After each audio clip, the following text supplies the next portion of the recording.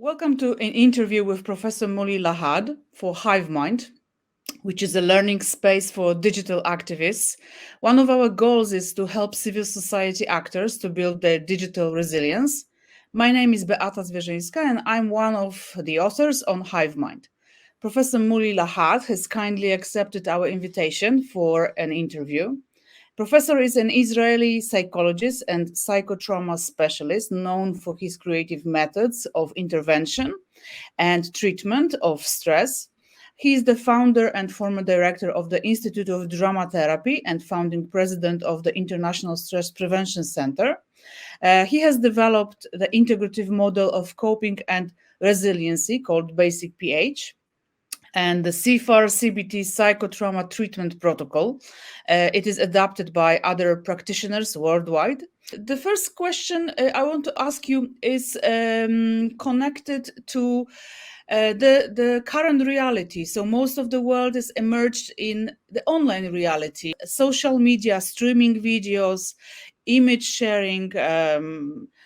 Many are witnesses of events and stream these things. So, how, in your opinion, drastic images influence us in a negative way? Perhaps we can say we are becoming more immune and indifferent to those images. Well, I can say that my career started when it was only newspapers and radio. Then it turned into television. And of course, now it's the social media and the internet of all sorts. I can tell you that we did in the past a very interesting research on the difference between reading about an incident and seeing it. The impact was amazing. I mean, seeing images caused much more distress, caused much more reactions on various levels, and the images stayed with the person. So it's like penetrating the brain and staying there like a photo. And that at times of crisis kind of surface again and again.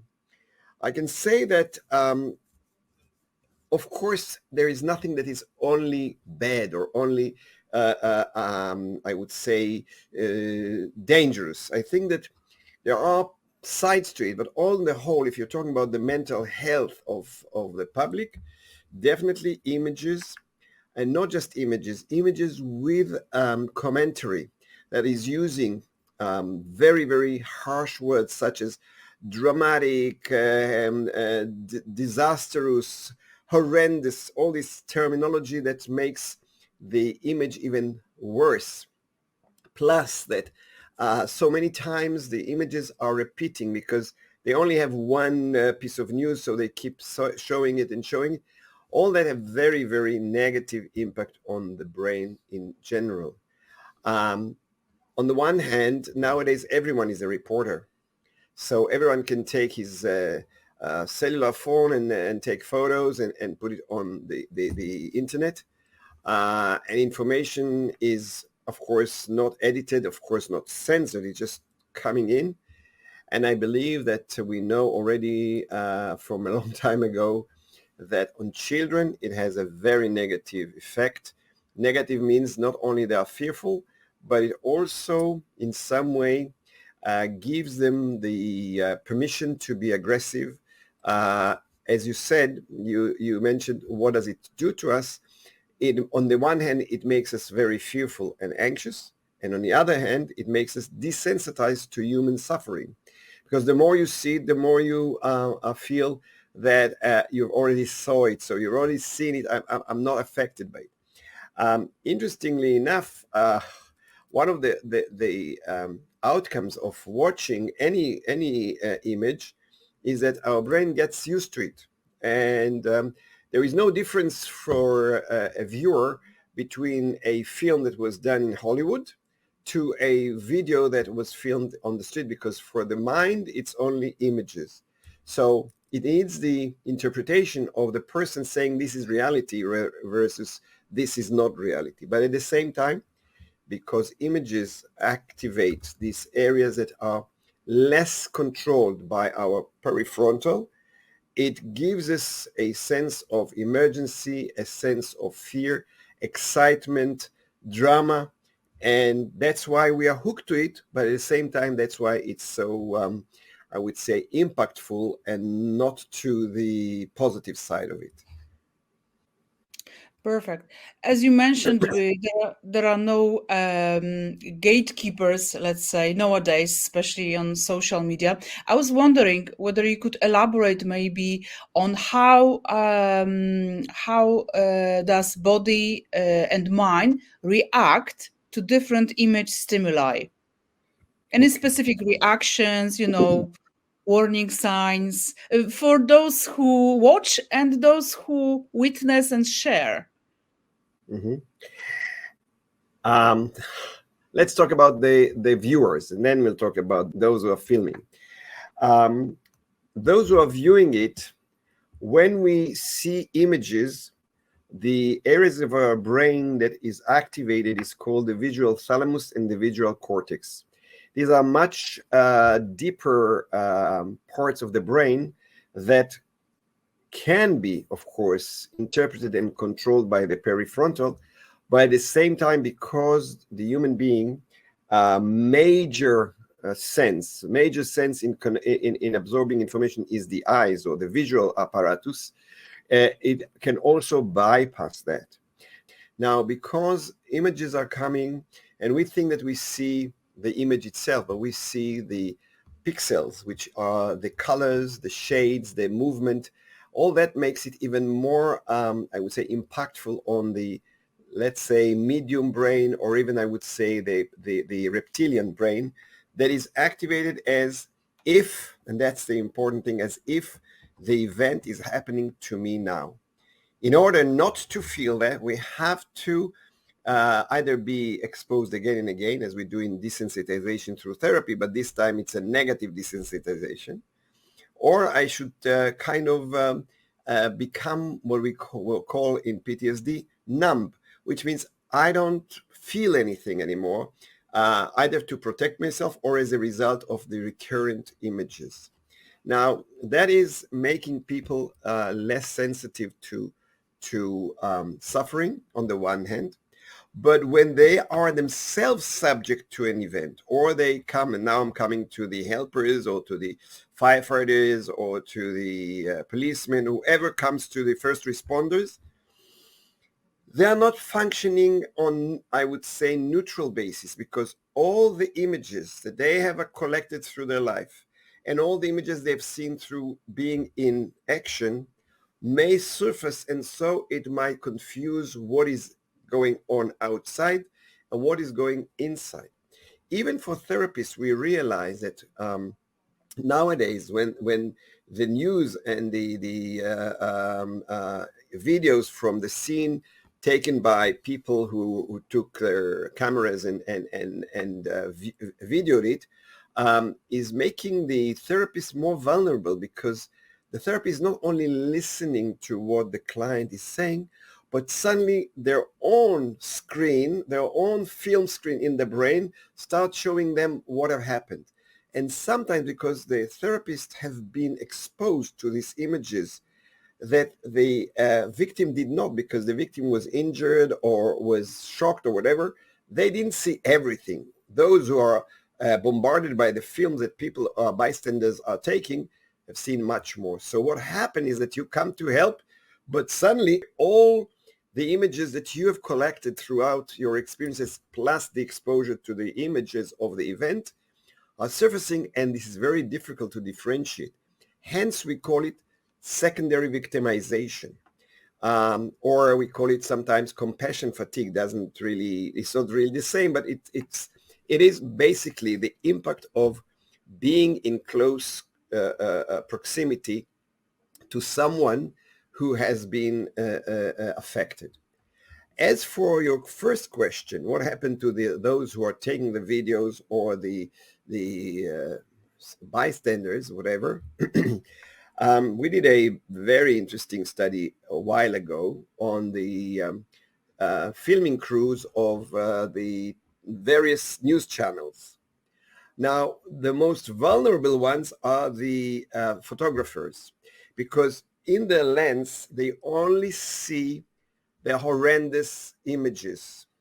And because when they are in action, they are distancing themselves from what is really happening, but the brain absorbs all these images. So once the events ended, or when they go back to the studio, all these images surface, and many of them reported severe symptoms, either acute stress disorder or sometimes, of course, PTSD, which leads them to heavy drinking. And basically, when we wanted to do with them some prevention work, we met them in the bars, because after the events, they go to the bar to kind of reduce their anxiety or help themselves using alcohol. And we sat with them there, and slowly, we help them to share what have been to them and call them to a support group. But these are, I would say, all the news people, and I believe this is the same for non-professionals who are taking these images, are basically, because of the excitement at the moment, are basically not aware of their well-being, and unfortunately some of them may develop the full PTSD, as we know from the DSM-5, that being an observer in the event is also a high-risk position. Wow, that sounds really serious. Maybe let's talk about solutions as well. So should we be worried or at what point if we experience reoccurring negative images? For example, we filmed something, we shared thing, or scrolled through someone's Facebook wall, or maybe we relive those events as if we were actually witnessing the tragedy. When, at what point, and where should we get help? First, I want to say that there is also, of course, an important side to these reports, because otherwise atrocities that have been going on in the world and no one knew about them, or knew about them years and years later, for instance, the massacre of Jews in the Holocaust or the Armenian massacre. So the fact that things are broadcast to the world may bring some awareness of the bystanders, the general public, and may raise some, I would say, sensitivity toward the victims. And of course, a condemnation toward the perpetrators. So on that side, I think that we shouldn't completely say there is no need for it. There is a need for it. And public opinion nowadays is very, very much affected by it. Although, because we are living in this era of films and videos and all this streaming, of course, we all get less affected, in the sense that we are less involved emotionally. Now, if you're talking about a person that has been working and as a result of that have been exposed over and over again to horrendous, tragic, terrible images, yes, I would say that once they start feeling the symptoms that we know as signs of post-trauma, like avoidance, like problems falling asleep, these changes in their appetite, changes in the mood, feeling numb or otherwise hypervigilant and angry, suddenly burst of anger. If they feel that this is coming as something that is really affecting them, and on top of it, what we call flashbacks, all those memories that comes when they are not really on site, when they fall asleep or when they sit in a cafe or whatever, they, I would say, need to be helped professionally. But at least for the news teams, they are a team. So I would very much work with them on how to support each other, how to take care of each other, how to take shifts, that not all the time the same person goes to the scene and others are staying behind. So there will be some kind of change of exposure or control of exposure as much as possible. And then when there is a very, very difficult situation, that once they come back to the studio, there will be someone who can attend to their needs, and basically the basic needs, of course, of rest, food, drink, and etc.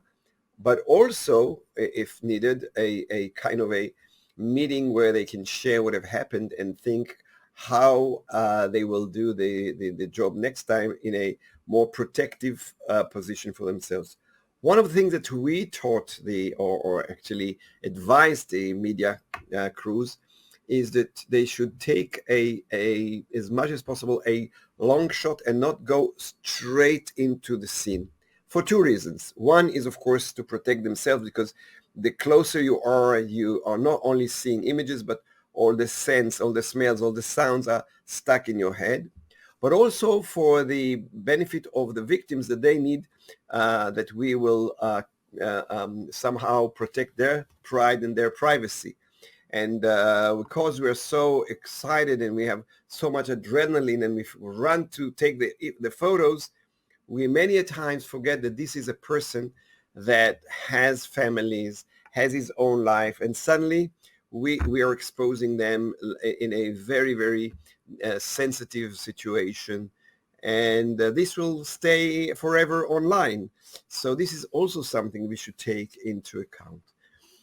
There are, of course, methods to what we call prepare and develop what we call professional quality of life for these teams. But the general public, unfortunately, we can't stop from taking images. It's part of education to teach youngsters who are anyway using the cellular phones for all sorts of activities, Instagram and all that, to tell them about what are the kind of boundaries that will protect them from being affected. If you're talking about parents, I would definitely support parents reducing the time the kids are exposed to horrendous images. I wouldn't stop the television because it's impossible, because the parents want to know what's happening. But I would definitely avoid showing these images again and again. And if the child has seen it, I will sit with him or her and ask him what's going on for them, so that I will at least know if they have been affected. Because there is a very a very interesting study that was done in Chile during 9/11. And the kids in Chile who've seen the Twin Towers falling and all that, unfortunately, the study suggested found that they also had PTSD symptoms. So child exposure to images may affect their own mental health too. So I was also thinking about, those surrounding images and videos, especially in connection to, refugees who want to know what's happening at home. Lots of their children who, are stuck in games. Maybe we will not discuss addictions, but I mentioned games because also they've got lots of images, and they seem to be so impactful on the brain. Yes. But is there any advice you would give to refugees or modern people? Anything else for us? Do's and don'ts. First of all, I want to say that refugees are very much at risk group because of the distance from their homes, and especially if there are next of kin, loved ones that stayed behind. So then they are worried not only on the outcome for them being refugees, but on the well-being or whatever happened to their loved ones, to their neighborhood, to their city. And I can see their need to get information. As I said before, and I know this is not the same seeing than hearing, but as I said before, if they can hear, that means listen to the radio or talking over the phone or read the news on any of the platforms that are giving the news, it's better than seeing the images. If they can just kind of moderate the amount of exposure to images, but they do need to know what's going on. And nowadays, with the speedy information that things are coming in within seconds of the incident, and images are coming in the second of the images, they need to remember the one very important thing, that the camera only takes what the camera sees. But that's not the whole of the scene. And that's very important to say, that the camera is focusing on things, but there are areas there of people functioning or of people coping or whatever. So that's why I prefer, if I can ever suggest, instead of images, call by phone or listen to radio news or read the news on the internet, but the reading part, which is less impactful on the brain. Of course, I can't tell people what not to do, but that's what I would suggest. And every so often also to look for the images, but try to kind of monitor the amount of exposure, because it's not good for your brain and mind. Now, you talked about children exposure to games, the video games or all the games that they can nowadays play, and many of them are very aggressive and cruel, and I would say kind of conflictual, and they have to kill in order to move on, etc. My good news about it is that research shows that they have very good eye-hand coordination. The bad news is that it is affecting their behavior, their personality, and it does bring up more and more aggressive behavior, both online and offline, because of the adrenaline, because of the dopamine. They are so overwhelmed with these hormones whilst they are playing, and the excitement is not reduced so quickly. And sometimes it's also over and over exposing them to